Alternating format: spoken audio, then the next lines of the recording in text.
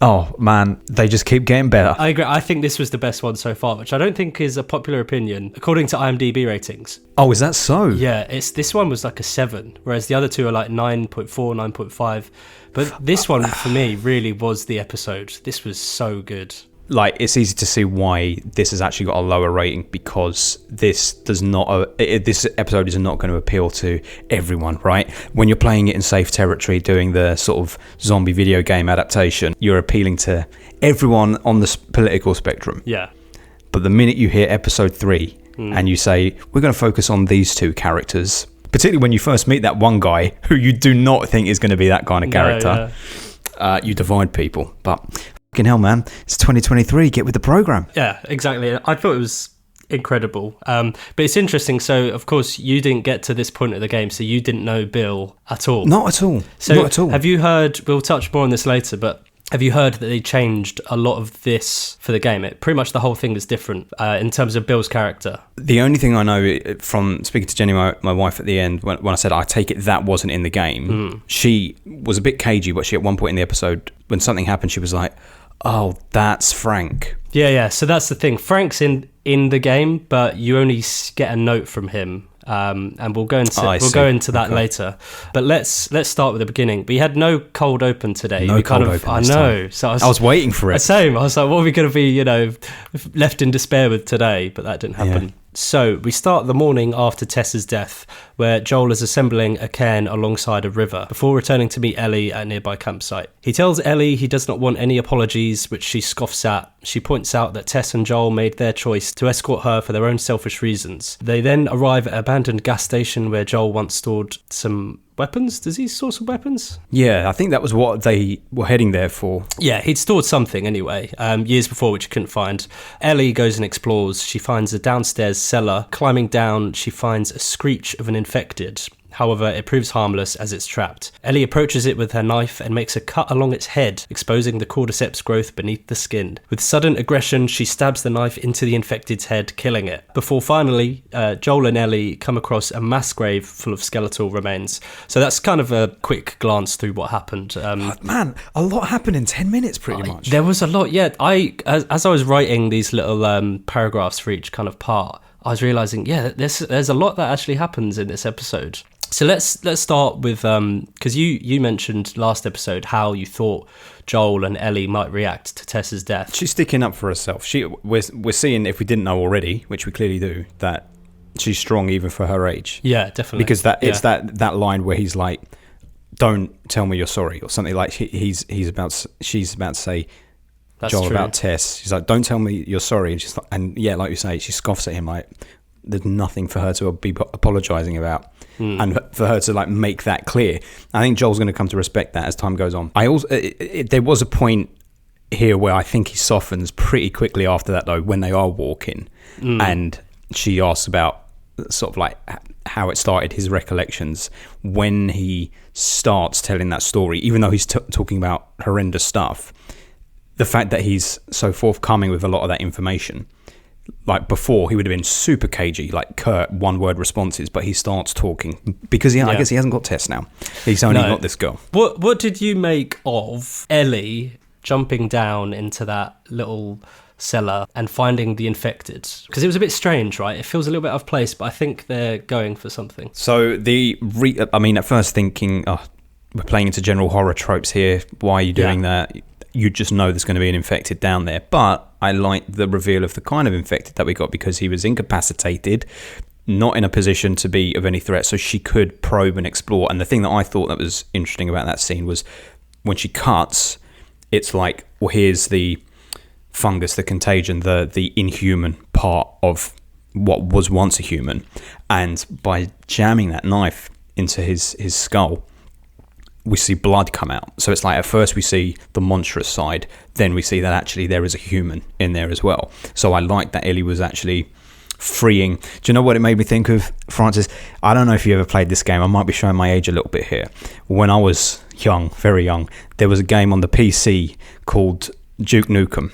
Oh, I never played it, but I know of it, yeah.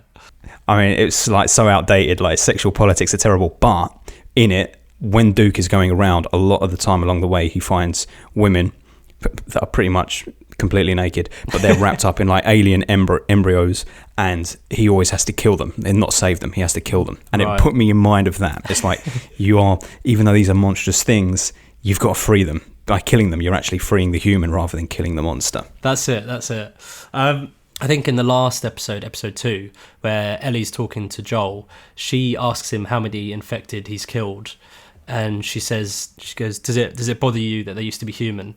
And maybe this is more like kind of an extension of that and her, because she's obviously never killed an infected. That's true. This is her first kill. Yeah, it's her first kill. So maybe it's her sort of discovering what Joel was saying. They're not there anymore. You know, she cuts open the head, and it's like it's just pure fungus, pure cordyceps. Yeah, it's interesting. I hadn't fully processed that was obviously her first kill. But do you think there's any significance to her not telling Joel about what happened down there?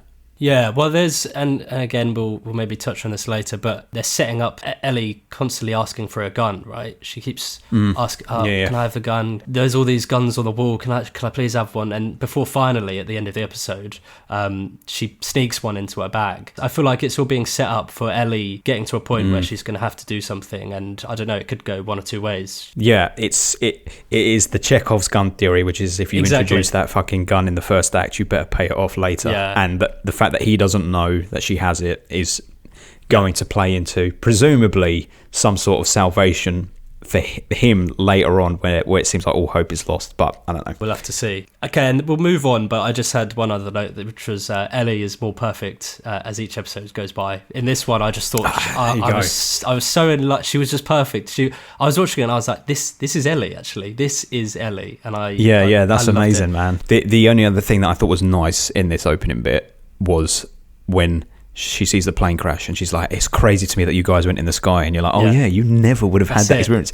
And it's like, how privileged are we now to actually be able to do that? It's like us trying to comprehend people going up to the moon. It's like, I'm never going to experience it. That's it. I think that's what I love, is that, again, she's in a horrible world, but she still has this wonder, and she's like, plane, that's so cool. And again later when she's in the car and she puts the seatbelt on, she goes, so cool. It's like, wow, the seatbelt, like, but it's so charming, and just you can't help but think, this is wonderful. I know. Don't worry, life will beat it all out of her soon enough. Yeah, I'm sure she's gonna come across some stuff. She'll be as jaded as the rest of us. Exactly. Right, let's move on then, because there's a lot to cover. Ellie and Joel come across this mass grave, and we transition back to, is it 2003? Yeah, it's Outbreak Day. So 20 years earlier in Lincoln, Bill monitors the evacuation from an underground bunker beneath his house. Once all clear, he ransacks abandoned businesses for supplies and materials to build a generator, electric fence, and traps. 4 years later, while checking one of his traps, Bill finds a man, Frank, who bargains for a hot meal, a shower, and fresh clothes. Before he goes, though, he asks Bill to use the piano, finding a copy of the sheet music for Linda Ronstadt's Long, Long Time. His performance leaves a lot to be desired, prompting Bill to take over and show off his own piano and singing ability. Frank questions, "Who's the girl?" To which Bill replies, "There is no girl." Frank admits he knew, and the pair share a hesitant yet passionate kiss. Frank instructs Bill to take a shower. So we'll stop there just for now. Did you see any of this coming? I think that the only moment where I thought there's something here was when he goes to the piano and pulls out the Linda Ronstadt book, because I thought when he was like, "Oh no, this is you," it was going to be like some rock chord book. But then I don't even know who Linda Ronstadt is, but I assumed as soon as he started playing on the piano, this is very gentle, maybe this is the angle they're going at. But I was totally blindsided by it. So the thing I particularly love, when you get introduced to Bill, you're introduced to him in a bunker. So he's like this sort of gruff survivalist, and it's quite fun, the little like montage of him looting all the shops and stuff. But you don't really expect it at all. Even though I knew it was coming, you don't expect it at all. So you knew that he was gay, and that he ends up with that guy Frank. Yeah. So that's the thing in the game. And by the way, the game does it completely differently. But Bill and Frank still are like those characters, but you only meet Bill. Right. And what's interesting, Bill in the game is more of a like a tool to introduce the player to traps and like these sort of bombs you can make and building weapons. I think you might build weapons elsewhere, but it's like that sort of thing. It introduces you to mechanics of the game. Yeah. And he serves more of a function than that. You know, he has a lot of interaction with Ellie, which is great, which people are upset that's not in this episode. But I think that's fine. But basically at the end of the part with Bill in the game, you get the car battery, because this is when you're trying to find the battery. You get the car battery and you're about to drive off. But before you do that, you find this hanging body and there's a note next to it. And the note is from someone called Frank, and you pick it up and you read it, and it says, "Hey Bill, I hate your guts. We spent so many years together, so I don't think you'll ever read this because you're probably never going to leave our zone, whatever it's called." And Frank's like, I couldn't stay there anymore. I'm probably going to die, but I don't care. See you in hell. So it's like this horrible ending, really, for them two. But you definitely understand that they were together. They were a partnership. Yeah, but we can go into that a bit more later. But I just want to say the moment I loved, and I get the performances from both these guys were incredible. But Bill, Nick Offerman, I noticed at the beginning when Frank's there, his like shoulders are so tense. His shoulders are almost like up. Mm-hmm. He's like a little puppy in headlights. And for this gruff, strong survivalist, brute man to be like that, it's such a switch to what you'd expect, because Frank is actually the one with the upper hand, and he's the one with like the emotional intelligence to read the situation and take control. And I just thought it was so beautiful because like Frank's so caring, and Bill he is. Switches from that to a puppy in headlights, and then they share this wonderful kiss, and Frank's like, go upstairs, take a shower, and before Bill was like, you can't even come in. He's very protective about his place, and now he just leaves this guy downstairs, sort of thing. Honestly, I just thought it was all so beautiful, man. I mean, do you know what's interesting? I think maybe because you knew that they were a couple, you maybe experienced that scene differently. And this is maybe my naivety playing in, but the whole time I was suspicious of Frank. And even when he said go upstairs and take a shower. Yeah. It was only when they did the time jump that I was like, oh, okay, he's legit. But it is because I think I was in Bill's mindset the whole time I thought his sort of furtive nature around Frank was, oh my god, this guy has come into my home. Is he a risk? Is this a risk? Everything that I've built, am I about to lose it all? And I liked, not to jump ahead, but I liked that in that dinner scene at the beginning, he sits the opposite end of the table with his gun on his hip because he's ready to fire if he needs to, and then at the end, of course, he's positioned right next to him, which is beautiful. So it completely disarmed me when it went that way, and I was delighted when there was a time jump, and I found out, okay, it's legit, because I thought, I really don't want this Frank guy to fuck him over. I really don't want him to fuck him over, because he has built something. He has built something incredible there. Do you know what's funny? You say that, because I think the performance of the guy, I forget his name, the guy who plays Frank, he kind of is a bit suspicious, because he's so sort of he's like kind of very charismatic, and I think that can come across one or two ways. It's like it's either genuine or he's putting on a face to say maybe try and get one over Bill, or kill him, take his. So it really could have gone that way. I think there was also like a certain, I think it was, obviously looking back now, it's just the joy of having these things in life again, but when he brings out the food, there is this like ecstasy on his face of like, what, are you kidding me? I haven't eaten, like, imagine not having food like that for 4 years or however long it's been, to suddenly have it.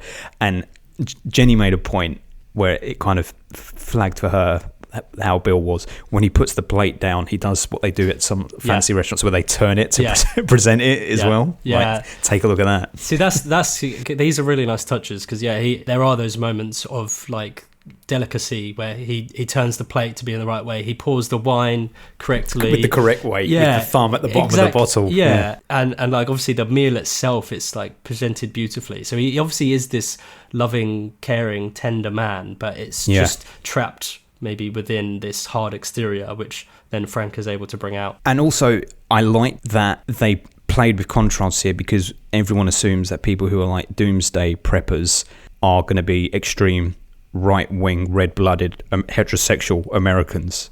Exactly. Not sensitive gay men. Right, so let's move on a bit. 3 years later, Frank convinces Bill to help him clean up the neighbourhood so they can start making friends. Bill is sceptical, especially when Frank invites Tess and Joel to visit for lunch. Later on, raiders attempt to infiltrate the town, severely injuring Bill before being repelled by his defences, and being repelled quite a lot. Repelled and then some, yeah. Exactly, yeah. And then we jump 10 years later. Both Bill and Frank are elderly with a degenerative disease, leaving Frank wheelchair-bound. He asks Bill to help him die. On his final day, Bill takes Frank to dress in new suits, and the two quietly marry in their living room. After dinner, Bill places a lethal dose of sleeping tablets in both of their drinks, admitting he has no desire to live without Frank in his life, and his purpose is fulfilled. They retire to their room.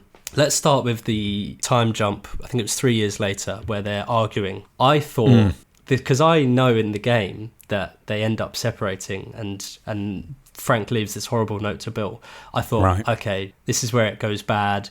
You know, they've had this lovely moment of bliss, and now they're arguing, and it's all going to be over soon. So I was expecting that. You were prepped for that. I was, and it was very sad, but I liked that it didn't go that way, and it was. I mean, it's true of any relationship, right? There's always going to be compromise and arguments and things, and it's like later. I think Frank says, you know, there were a lot of bad days, but with you, I had more good days than anyone else. Than bad days, yeah. Which I think is it's a beautiful sentiment. I like that there was that conflict, and obviously it introduces Joel and Tess and how they knew Bill and Frank. I agree with what you're saying, and the fact that they didn't present the whole thing as idyllic all the way through made it all the more real, right? Exactly. So then when you get to the sucker punch at the end, it is a sucker punch because it is presented as a relationship that you can all believe in. I really like the humanization of Frank because, like I said, I was suspicious of him up to that point.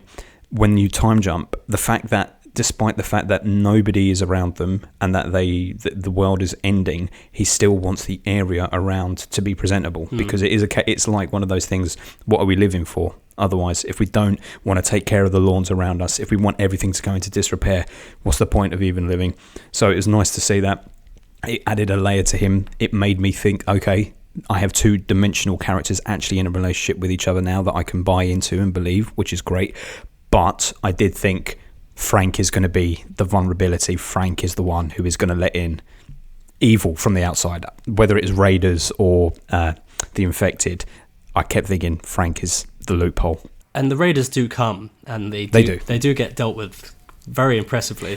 Very impressively, yes. And that's the thing, in the game, Bill is like the traps guy, so I think it's good that they show the traps here, and it's very extravagant. I think it's nice that they don't end up having that, you know, the raiders break in and Frank is, or like Bill's killed or whatever, or Frank's killed, and Bill has to kill them all, and it's this tragic thing.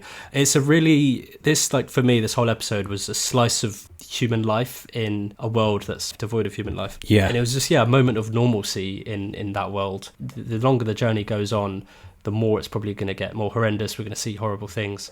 And I think it was a nice moment to show that you can have tenderness in this world still, and there is still humanity. Absolutely, man, which is, you nailed it. That's it. Like, you're probably very right in that it's going to get a lot darker as we go along. Terrible things are going to happen. So to have something which, even though it's tragic, is quite sweet and beautiful, is needed at this early stage. But also it's a reminder of what people are even fighting for, what you're trying to survive for. It's those human connections.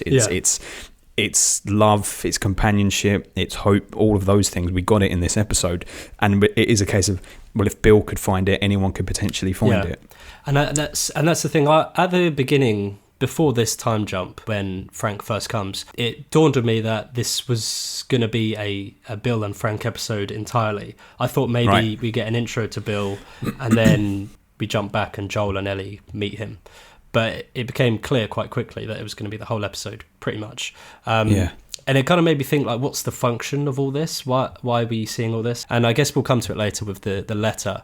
But I think it's every person they meet on the way. Everyone has a purpose on this journey. And I think for what Bill learned and what he says to Joel in that letter, and it's kind of what Tess said, save you can save. Bill was like, I found someone worth saving.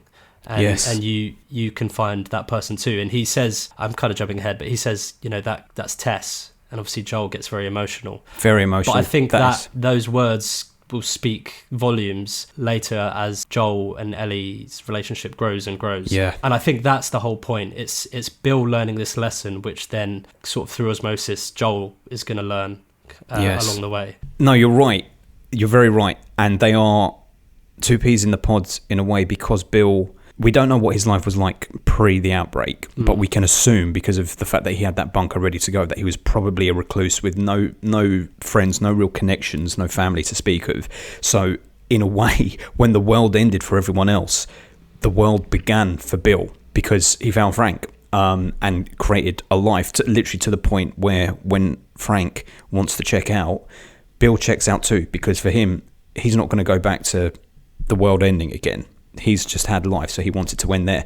At the same time, on Outbreak Day, you could say that Joel's world ended in a different way because he lost Sarah, lost his daughter. So actually, it's taken him a hell of a lot longer than it took Bill, but he's finding someone now. Someone, obviously, not in that same way of companionship, but a reason to live, something to fight for. And you know better than me, and clearly that is the intent, but Ellie, I think, is got to be his purpose. That's got to be his thrust through this and however many series we've got to go through. That's got to be his reason for living, as well as the people they meet. Apparently, Craig Mazin said one of the key themes of the show is love, which is interesting.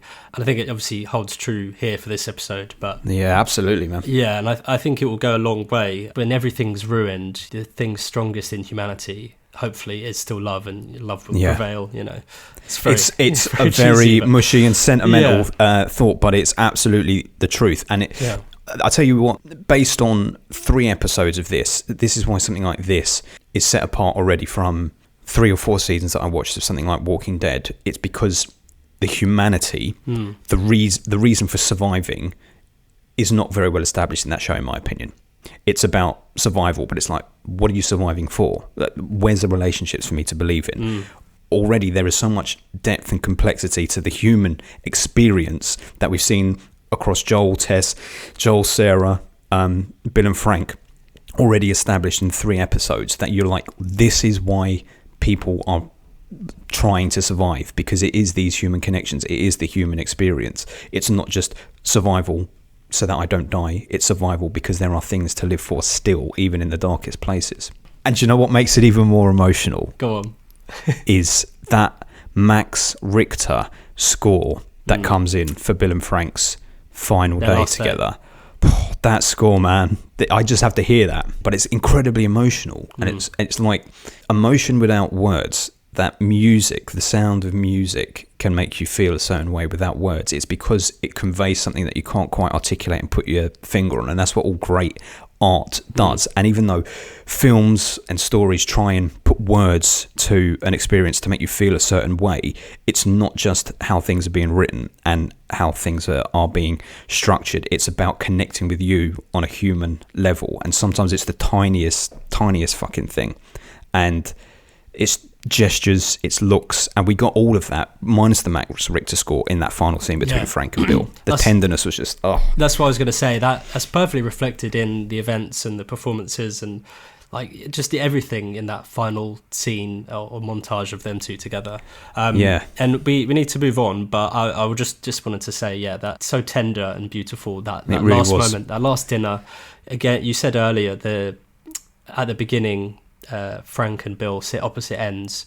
Bill's got his gun, he's very guarded, and by the end he still does the plate turn, but they're sat right next to each other. Devastating, man. But it's this moment of love, and I didn't think Bill was going to take the lethal dose, because in the game he's alive.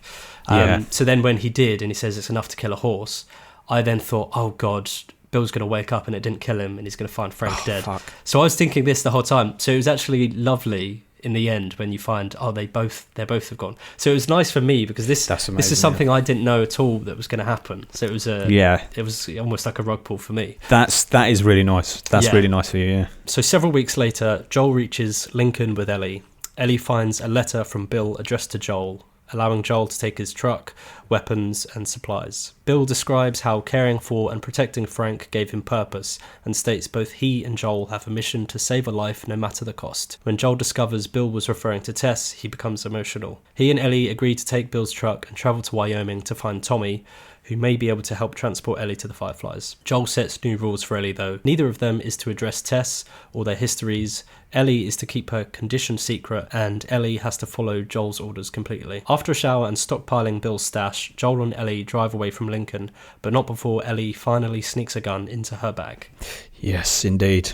I wonder, because when they approach the house, there's that shot of the flowers sort of wilted and dying, and Joel very clearly looks at them. I wonder if Joel knew at that point, or if he had suspicions that they were dead. I think he must have at least thought, well, Frank isn't here. And that's what I thought maybe as well, still, actually. Bill survived. Yeah. And everything's gone to shit, and he's going to be this miserable bastard again, sort of thing. Yeah. I'm so glad that didn't happen. And it was a lovely, beautiful ending for them. And I mean, I don't know how many beautiful endings we're going to get. We're going to have to see, but I know, man. So what a wonderful ending. There was so many beautiful moments in this, and it played out even after their death. I love that they gave them the dignity of not having Joel burst in through the door to see their body, and the fact that that's true. Ellie read that note, because Joel didn't even pick up on it, so he would have barged in there and seen that. So it was like their final wish: leave us in our resting place. You don't want to see it. Leave us together in this place. You know, him saying, "I open a window so that the smell's not going to be too bad." Even something as horrible as that is framed beautifully. 100%. I think the writing in this whole episode was incredible. But I loved that they had Ellie read the note, but she reads it all the way up to, for people like us, we need to find someone to save. Like for me, it was Frank, and for you, and then Ellie stops reading. And I thought it was so wonderful that they stopped there, because we've now understood everything we need to about that letter. We don't need to read more. It's not like slapping you over the face with it. They stop. Joel takes the letter, and then he goes outside, and he has that moment where he's just trying his hardest to keep it in. He looks like he's almost about to burst out with tears. Great bit of acting. Oh, incredible. Yeah. Pedro Pascal was brilliant in this bit. But again, it's that hard exterior of Joel, which I feel like the more time goes, it's going to keep getting prodded and poked. I mean, I don't know what's going to happen, but you can only imagine at some point it's going to break, and something's going to come out, because he's holding it in for dear life, because it's clearly affecting him. Yeah, it's massively affecting him, and I can only imagine what it must be like. I mean, I'm an emotional guy anyway. I'm pretty sure you're an emotional guy too. I did cry a lot in this episode. I was there, man. I was there with you. But to be alone, to feel so alone in a world like that, where you've got to hold it together, where you're carrying so much baggage. I know that there's this archetypal idea of masculinity that dates back generations and generations, but in this new world of ours, and in the world of the show, to hold it all together like that, for one thing, it ain't bloody healthy, and two, it's not sustainable. So he is going to break big time. Yeah, we are going to see. We're guaranteed to see a big breakdown scene from him, I reckon, at some point, where Ellie has to comfort him, and that will be the real turning point for them, I reckon. It's going to break my heart. I'm not ready. How amazingly relatable was that moment where they enjoy showers. Yeah. Because you think, if you have not had a shower for that long, they both seem rejuvenated, reinvigorated. They're like beaming. You can tell they're glowing in a way and that speaks volumes to like the makeup and design people who have made them seem grimy and filthy for so long, but without it being obvious to us that when they both step out of that shower and get into the van, you're like, God, you guys are glowing. Yeah, that's it. And I think it's, again, the writing's so good. They don't slap you over the head with this stuff. It's just all it needs is that line where Ellie walks out and she's like, and then you're taking a shower because Pewee or whatever she does. It's just so wonderful and playful. And this again was a moment where I was like, oh, Ellie's perfect. This is Ellie. Yeah. And also she gets her iconic T-shirt, which she has for a lot of the game. Interesting. That red T-shirt with like palm trees on it. And I think Joel might have the same shirt as well from the game, but I can't quite remember. Interesting. But yeah, they're in their iconic gear. All right, let me ask you something. Because they changed the nature of Bill and Frank's destiny, albeit they must have been slightly minor or side characters in the game, do you think there is any chance that they will change the destiny of Joel and Ellie significantly, do you think?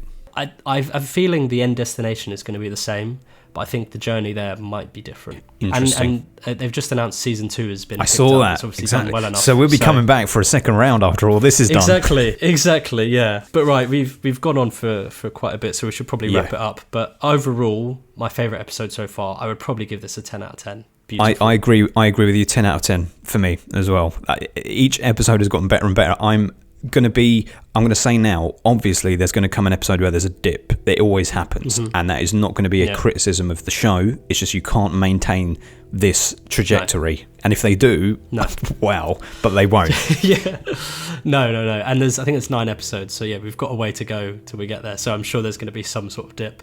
I guess we'll call it a day there, and we'll pick up on episode 4 next week. Yeah, and see what happens. I literally have no idea where we go from here now. I think I maybe have an idea, but it's one of those moments where I think they could take it in any direction. Interesting. So we'll have to see. I hope they're not hunting for a battery again.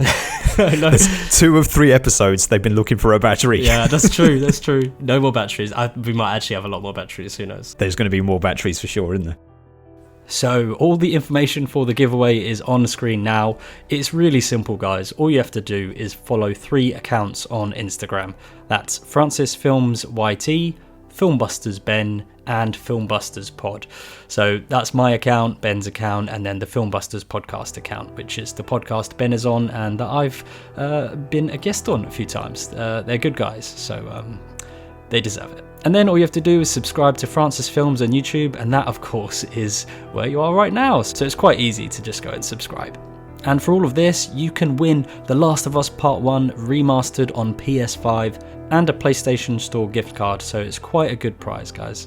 I will announce the winner after the season finale. Good luck, everyone, and again, thanks for watching so much. I'll catch you next time.